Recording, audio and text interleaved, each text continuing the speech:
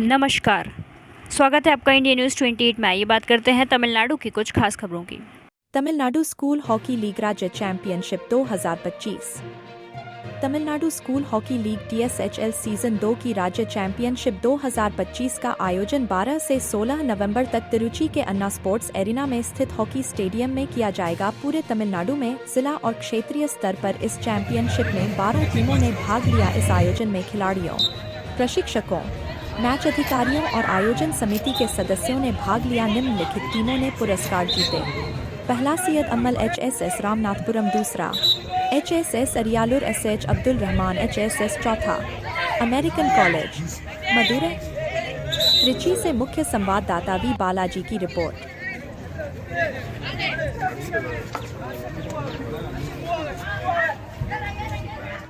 எல்லாருமே ஒரே லைன்ல இருக்கிறாங்க எல்லாருமே.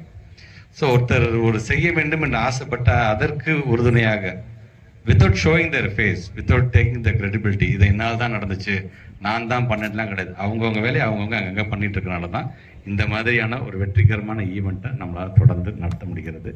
I'm so happy. ஏன்னா இன்னைக்கு ஒரு நம்முடைய மனோவர் சொன்ன மாதிரி நம்முடைய ஹானரபிள் டெப்டி சீஃப் மினிஸ்டர் நம்முடைய இந்தியாவினுடைய தலைநகரத்தில் போய் உரையாற்றிட்டு வந்திருக்கிறார், நம்மை பெருமைப்படுத்தியிருக்கார் என்று சொல்லும் பொழுது இன்னொரு பெருமை, இங்கேருந்து அவர் இந்தியாவுடைய தலைநகரத்துக்கு போகிறார் என்று சொல்லுகின்றது ஒரு பக்கம் என்று சொன்னாலும், ஒட்டுமொத்தமாக தமிழ்நாட்டை ஸ்போர்ட்ஸ் கேபிட்டலாக மாற்ற வேண்டும் என்பதற்காக இன்னைக்கு பல்வேறு விதமான முன்னெடுப்புகளை அவர் எடுத்துட்டு இருக்கிறார். அதில் அவருக்கு மிகவும் ஏன்னா இந்த ஹாக்கி இந்த very first time I think நம்ம தான் இந்த பெரிய ஈவெண்ட்டை நடத்தி காமிச்சிருக்கிறோம். நாங்கள் பொதுவாக ஒரிசாக்கு தான் போவோம், ஆனால் ஒரிசாக்கு நேரடியாக போய் அங்கே பேசி அதை நாங்கள் தமிழ்நாட்டில் நடத்தினோம், அதை வாங்கிட்டு வந்து இங்கே வெற்றிகரமாக நடத்தி காமிச்சவர் தான் அவர். ஸோ ஒரு வேலை ஒன்று எடுத்துட்டோம்னா அதில் வெற்றிகரமாக செய்ய வேண்டும் என்று ஆசை. ஸோ இது அந்த பொசிஷன், அந்த டெசிக்னேஷன் நமக்கு இருக்கு, அதனால தன்னால் செய்ய முடியுது. ஆனால் மனம் சொல்ற மாதிரி அப்படி செய்யறதற்கு பின்னாடி எவ்வளோ உழைக்கணும். ரொம்ப ஈஸியா ஒரு சீஃப் மினிஸ்டரோட பையன் டெப்டி சீஃப் மினிஸ்டர் போனார்னா அடுத்த நிமிஷம் வாங்கிட்டு வர முடியுமா?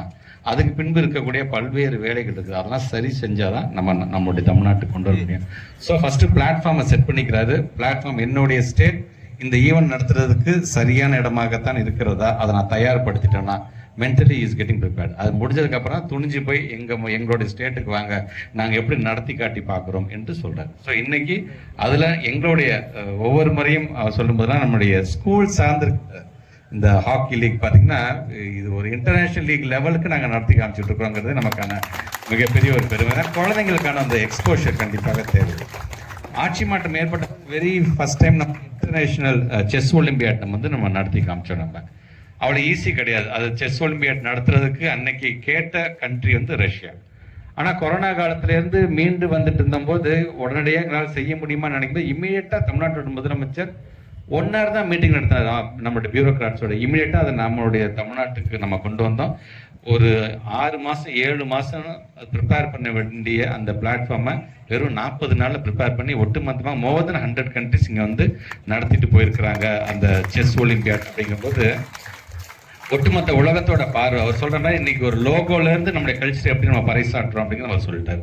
ஒட்டுமொத்தமாக உலகத்தோடைய பார்வை தமிழ்நாட்டில், என்னப்பா இந்தியான்னு ஒரு கண்ட்ரியில் தமிழ்நாடு ஒரு ஸ்டேட் இருக்காமல, தமிழ்நாட்டில் சென்னையில் வந்து இந்த மாதிரி ஒரு ஈவெண்ட் நடக்குதாம்ல, தமிழ்நாட்டில் இப்போ அடுத்தது ஒரு ஏஷியன் கப் சார்ந்திருக்கின்ற ஒரு ஈவெண்ட் நடக்க போதாம்ல, அங்கே காங்கேயம்னு ஒரு இதை உருவாக்கியிருக்காங்களாம்ல.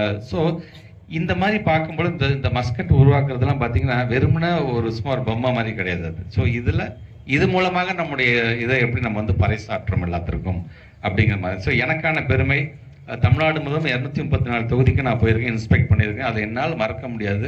கோவில்பட்டியில் நான் போன ஒரு பள்ளிக்கூடம் தயாச்சந்த் ஒரு காலத்தில் அங்கே பயிற்சி மேற்கொண்டாருன்னு அந்த கிரவுண்டை காமிக்கும் போது எனக்கு அவ்வளோ ஒரு பெருமையாக இருந்தது.